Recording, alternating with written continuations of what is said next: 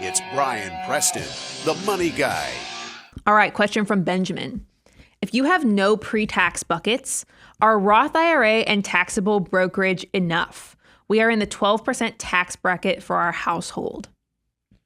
So we get this question a lot. Lower tax bracket payers say, hey, based on the rules, I'm funding my Roth, and I'm doing the Roth IRA, and I'm doing the HSA, and I'm doing the Roth 401k or Roth 403b, and then once I get that maxed out, then I'm jumping over to the after-tax account. So if I don't have a pre-tax bucket, is that okay? Well, the first thing that we would remind you of, when you participate, oh man, I can't even say this anymore. Secure Act 2.0 is blowing this all up. What we used to say is that when you participate in an employer-sponsored plan and the employer puts money in for you, it has to go in pre-tax. Well, now some of those rules are changing.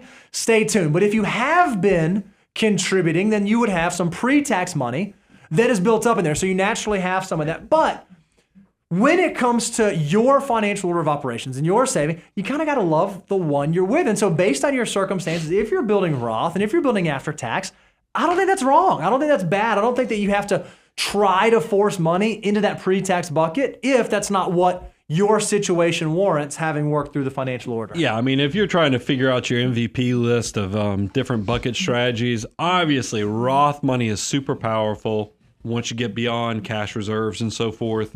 And then the after tax is something that, you know, if you're a part of the FIRE movement, you want to build up. And we've always been very transparent. The pre-tax accounts, even if you're in a low tax bracket and you're trying to load up on the Roth and other stuff, this was like the stray dog that followed you home, and the fact that this was your employer match and other things because it had to go in pre-tax.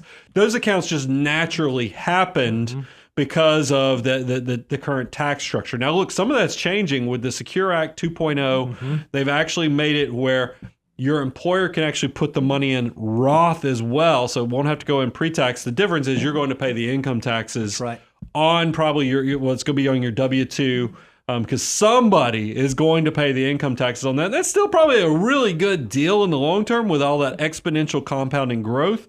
But I'm going to give you the freedom, Benjamin, to understand pre-tax doesn't have to be a priority, especially if you're young and in a low income tax situation. Now, I will tell you, for people, when your income gets you into those highest tax brackets, you're going to then run into this pre-tax problem, because remember, the whole goal is try to avoid those high tax rates now, so that hopefully when you hit retirement and you don't have all that earned income coming in, you're going to be in a lower income tax situation, hopefully with a lower tax rate. And that's when it makes sense to look at Roth conversion strategies and other cool planning things. So you want to actively choose pre-tax when you're in those high tax brackets. But young people, low income tax people, it is definitely something that if you're, like I said, making your MVP list, those the after tax and the Roth assets are much more valuable than pre-tax. Yep.